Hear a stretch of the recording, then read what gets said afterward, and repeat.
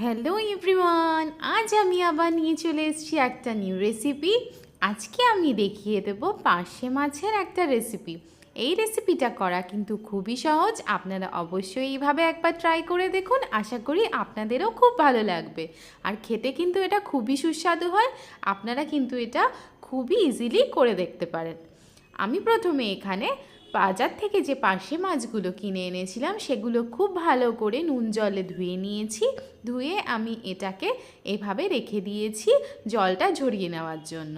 এবার জলটা ঝরে গেলে এর মধ্যে আমি দিয়ে দিচ্ছি লবণ, তার সাথে দিয়ে দিচ্ছি হলুদ গুঁড়ো, তার সাথে দিয়ে দেব সর্ষের তেল। এখানে কিন্তু আমি 1 চামচ হলুদ গুঁড়ো দিয়ে নিয়েছি, তার সাথে আমি বেশ কিছুটা পরিমাণে প্রায় 1 চামচের মতো সর্ষের তেল দিয়ে নেব। আর দিয়ে নেব কাশ্মীরি মির্চের গুঁড়ো। এটা আপনারা চাইলে স্কিপ করতে পারেন, প্রয়োজন হলে আপনারা এটা দিতে পারেন। অপ্রয়োজনীয় মনে হলে কাশ্মীরি মির্চের গুঁড়োটা না দিয়েও আপনারা এটা ম্যারিনেট করতে পারেন। আমি এখানে অল্প একটু দিয়ে নিচ্ছি যাতে এটা মাখালে পরে রঙটা বেশ সুন্দর আসে। এবার আমি মাছগুলোকে খুব ভালো করে নুন, হলুদ আর তেল দিয়ে মাখিয়ে নেব। এটাকে কিন্তু মাখিয়ে আমাকে প্রায় আধ ঘন্টার জন্য এভাবেই রেখে দিতে হবে। তাই জন্য আমি এবার মাছগুলোকে খুব ভালো করে মাখিয়ে নিচ্ছি। প্রত্যেকটা মাছকে কিন্তু আমি হাত দিয়ে আলাদা আলাদা করে মাখিয়ে নিচ্ছি যাতে পুরো মাছটার মধ্যে সব মশলাগুলো খুব ভালো করে মিশে যায়। এবার আমি আধ ঘন্টার জন্য মাছটাকে এভাবেই রেখে দিচ্ছি। আধ ঘন্টা পরে আমি কড়াইতে তেল গরম করে নিয়েছি। তারপরে একটা একটা করে মাছ আমি এই তেলের মধ্যে ছেড়ে দিচ্ছি ভেজে নেওয়ার জন্য। তেলটা কিন্তু খুব ভালো করে গরম হতে দেবেন, তারপরেই মাছগুলো ছাড়বেন। না হলে কিন্তু মাছগুলো কড়াইতে লেগে যাওয়ার সম্ভাবনা থাকবে এবং তাতে কিন্তু মাছগুলো উল্টাতে গেলে বা কড়াই থেকে তুলতে গেলে ভেঙে যাবে।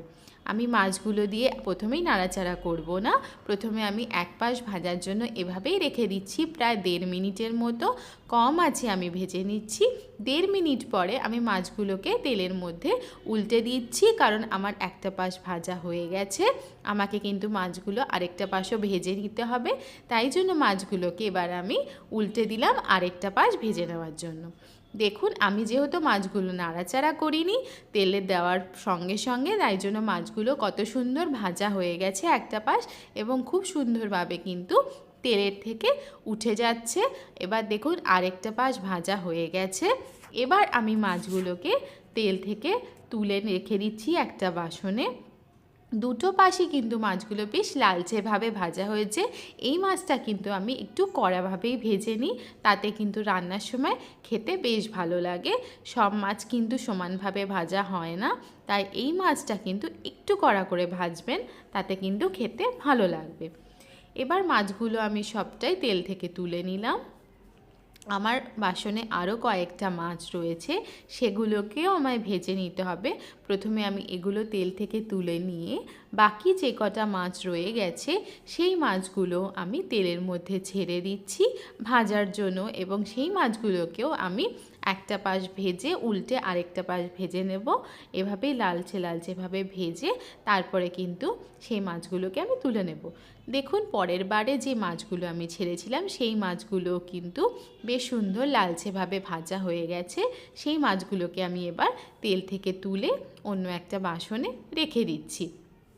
এবার যে তেলটা কড়াইয়ের মধ্যে ছিল তার মধ্যে আমি দিয়ে দিচ্ছি কালো জিরে ফোড়ন।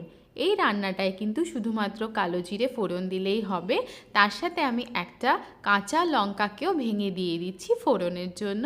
প্রথমে ফোড়নটা দিয়ে আমি খুব ভালো করে তেলের মধ্যে নাড়াচাড়া করছি যতক্ষণ না একটা হালকা মিষ্টি গন্ধ বেরোচ্ছে। তেলের মধ্যে আমি এটাকে নাড়াচাড়া করে নিলাম। এবার দেখুন, এর মধ্যে আমি দিয়ে দিচ্ছি একটা মশলা। এখানে আমি শুধুমাত্র সর্ষে আর কাঁচা লঙ্কাকে বেটে নিয়েছি। ঝালটা আপনারা আপনাদের স্বাদ অনুসারে দেবেন। আমি এখানে 4টে লঙ্কাকে বেটে নিয়েছি আর তার সাথে বেটে নিয়েছি 1.5 চামচ সর্ষেকে। একসাথে দুটো বেটে আমি রেখে দিয়েছিলাম। সেই মশলাটাকেই আমি এখানে দিয়ে দিলাম। তার মধ্যে দিয়ে দিচ্ছি আমি 1 চামচের মতো হলুদ গুঁড়ো, আর দিয়ে নিচ্ছি 1 চামচের মতো কাশ্মীরি মির্চের গুঁড়ো। আপনারা যদি ঝাল বেশি খান তাহলে আপনারা কিন্তু এখানে লঙ্কা গুঁড়ো ব্যবহার করতে পারেন, কিন্তু যেহেতু আমি এখানে কাঁচা লঙ্কা বাটা ব্যবহার করেছি, তাই কিন্তু আমি এখানে কোনো রকম লঙ্কা গুঁড়োর ব্যবহার করছি না, শুধুমাত্র রঙের জন্য কাশ্মীরি মির্চের গুঁড়ো ব্যবহার করছি। আর এখানে আমি সামান্য পরিমাণে জল দিয়ে নিচ্ছি। যে বাটিতে আমি মাছটা নুন হলুদ মেখে রেখেছিলাম তার মধ্যে সামান্য পরিমাণে জল দিয়ে নিলাম এবং সেই জলটা এখানে দিয়ে নিলাম। এখন মশলা ওটার মধ্যে কিছুটা ছিল, তাই জন্য সেই মশলাটাও জলের সাথে ধুয়ে এর মধ্যে চলে আসবে। কেন আমি শুধু শুধু মশলাটা নষ্ট করব, তাই আমি ওটাতেই একটু জল দিয়ে ধুয়ে এর মধ্যে দিয়ে দিচ্ছি। দিয়ে মশলাটাকে খুব ভালো করে কষার জন্য এভাবে রেখে দিচ্ছি। আমি কিন্তু পুরোটাই কম আঁচে করব। আমি প্রায় 1.5 মিনিটের মতো এভাবেই রেখে দিলাম। তারপরে আমি এর মধ্যে দিয়ে দিচ্ছি একটা টমেটোকে আমি লম্বাভাবে স্লাইস করে কেটে নিয়েছি, সেই টমেটোটাকে মশলার সাথে কষানোর জন্য। এবার আমি টমেটোটাকে দিয়ে খুব ভালো করে মশলার সাথে মিশিয়ে নিচ্ছি, কারণ এই টমেটোর জন্য কিন্তু এর স্বাদটা খুবই সুন্দর হবে, তাই জন্য কিন্তু কখনোই টমেটোটাকে স্কিপ করবেন না। এবার আমি এর মধ্যে দিয়ে নিচ্ছি স্বাদ মতো লবণ।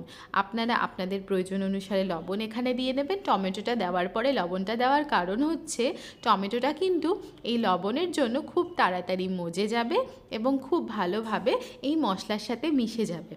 এবার আমি এটাকে আবারও ভালো করে নাড়াচাড়া করে মিশিয়ে নিচ্ছি। নিয়ে আমাকে কিন্তু এটা খুব ভালো করে যাতে কষতে পারে তার জন্য প্রায় 2 থেকে 2.5 মিনিট লো ফ্লেমে বা লো মিডিয়াম ফ্লেমে এভাবেই রেখে দেবো। দেখুন আমার মশলাটা কত সুন্দর কষে উঠেছে।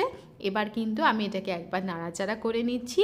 এটার রঙটা কিন্তু পুরোপুরি পাল্টে গেছে, টমেটোটাও পুরোপুরি মিশে গেছে। এবার কিন্তু আমি এর মধ্যে দিয়ে দেবো পরিমাণ মতো জল। মশলাটা যতক্ষণ ভালোভাবে না কষা হচ্ছে ততক্ষণ কিন্তু জল দেবেন না, আর এখানে কিন্তু অবশ্যই গরম জলের ব্যবহার করবেন। আমি এখানে দিয়ে নিলাম প্রায় 1 গ্লাসের মতো জল।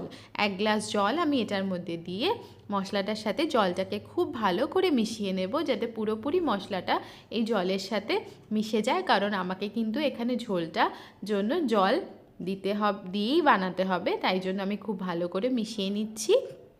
আপনারা যদি মনে করেন ঝোলটা একটু কম রাখবেন তো জলটা একটু কম দিতে পারেন, কিন্তু এইটা কিন্তু সর্ষে বাটার ঝোল হলেও এটা একটু ঝোলের আকারে রাখলেই ভালো লাগবে, কারণ এখানে আমি কিন্তু সর্ষে বাটার পরিমাণটা কম দিয়েছি যাতে এটা একটু ঝোল ঝোল রাখা যায়। আর যদি একটু ঘন করতে চান সেক্ষেত্রে কিন্তু সর্ষে বাটাটা আপনারা একটু বেশি পরিমাণে ব্যবহার করতে পারেন, কিন্তু এটার ক্ষেত্রে রান্নাটা কিন্তু এরকমই হবে এবং এটাই করলেই খেতে বেশি ভালো লাগবে। তারপরে আমি ঝোলটাকে ফুটতে দিয়েছিলাম প্রায় 2 থেকে 2.5 মিনিটের জন্য। ঝোলটা যখন ফুটে উঠেছে, এবার যে মাছগুলোকে আমি ভেজে রেখেছিলাম সেই মাছগুলো পুরোপুরি আমি ঝোলের মধ্যে দিয়ে দিচ্ছি, কারণ মাছগুলোকে আমাকে ঝোলের সঙ্গে খুব ভালো করে মিশিয়ে নিতে হবে। দেখুন ঝোলের মধ্যে আমি মাছগুলো দিয়ে খুবই হালকাভাবে নাড়াচাড়া করে পুরো ঝোলটার মধ্যে মাছগুলো মিশিয়ে নিচ্ছি এবং ফুটতে দিচ্ছি। আরও 1.5 মিনিট পরে দেখতে পাবেন মাছগুলো ঝোলের সাথে পুরোপুরি মিশে গেছে এবং ঝোলের সাথে ফুটে উঠেছে। এতে কিন্তু মাছগুলোর মধ্যে পুরোপুরি মশলাটা ঢুকে যাবে, আর এভাবে করলে পরে কিন্তু খেতে খুবই স্বাদ হবে। এবার আমি এর মধ্যে দিয়ে দিচ্ছি ধনেপাতা কুচি। এটা কিন্তু আমি একটু বেশি পরিমাণেই ব্যবহার করব, তাই আমি একটু বেশি পরিমাণে ধনেপাতা কুচি এর মধ্যে দিয়ে দিচ্ছি। ধনেপাতা কুচি দেওয়ার সাথে সাথে আমি কিন্তু এখানে আরও 2টো লঙ্কাকে হাফ করে দিয়ে দেব। যদি আপনারা মনে করেন আপনারা ঝাল কম খেতে চান তাহলে এখানে লঙ্কার ব্যবহারটা নাও করতে পারেন। আমার একটু ঝাল বেশি হলে ভালো লাগে রান্নায়, তাই জন্য আমি এখানে আরও 2টো লঙ্কাকে হাফ করে দিয়ে দিচ্ছি যাতে ঝালটা একটু বেশি লাগে। দিয়ে আমি পুরোটাই আবারও হালকা হাতে নাড়াচাড়া করে নিচ্ছি। বেশি নাড়াচাড়া করবেন না, তাহলে কিন্তু মাছগুলো ভেঙে যাওয়ার একটা সম্ভাবনা থাকবে। তাই আমি হালকাভাবে ঝোলের মধ্যে মাছগুলোকে নাড়াচাড়া করে এটাকে ফুটতে দিচ্ছি। আরও হাফ মিনিট ফোটার পর আমার মাছটা কিন্তু পুরোপুরি রেডি হয়ে গেছে। আমি এবার এটা নামিয়ে নেব। যদি ভালো লেগে থাকে অবশ্যই লাইক করবেন।